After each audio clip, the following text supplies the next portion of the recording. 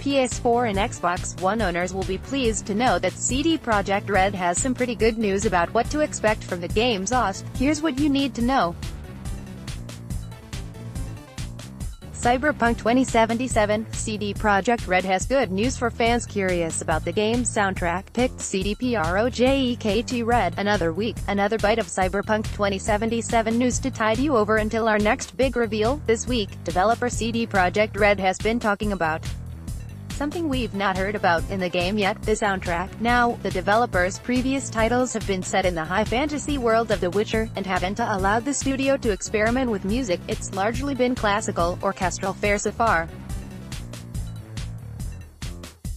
A cyberpunk setting requires a cyberpunk soundtrack, sounding like a mix of the Akira OST and the darkest Shin Megami Tensei beats, right? Well, CD Projekt RED's Marcin Mamet noted on the game's official forum that Cyberpunk 2077's OST isn't going to be as predictable as you might think. I have a feeling a lot of folks will be really surprised with the general music direction we're taking with the game, he said on the forum. It will obviously match the theme and complement the world just right. However, I don't think many are expecting where we're going. Interesting indeed. That wasn't all Mamet had to say on the matter, either. The staffer also mentioned that gunplay will allow players quick reflexive fire as well as the option to aim down sights. Trending, you won't be forced to aim down the sight all the time when shooting, Mamet noted. You'll be able to fire from your hip as well. Various augmentations will be able to improve firing from the hip, so it will be viable to use both ways of shooting. Sight, however, can also provide some additional bonuses. This comes after last week, when CD Projekt RED had mixed news for fans.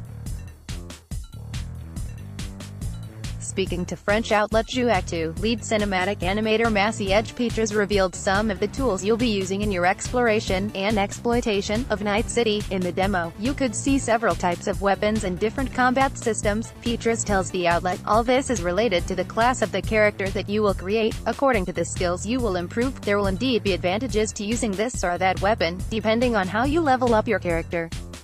You will have the choice between technological weapons, powerful weapons, and intelligent weapons, and each of them will allow you to approach the game in several different ways. You can read more from the interview at the article at the above link. There's some interesting insight into how melee and ranged weapons will work outside of a combat scenario, too.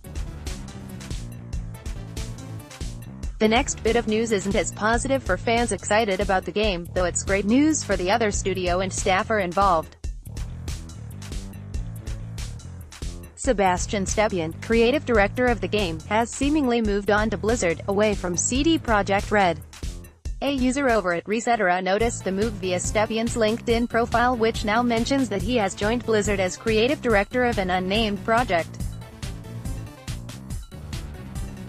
If true, this move marks the end of the director's 12-year tenure at the company, during which time he accrued credits as a dialogue writer, narrative director, story designer, and creative director across the entire The Witcher series and Cyberpunk 2077. We wish him all the best in the new role and look forward to what he is working on next, and look forward to seeing his legacy in Cyberpunk 2077.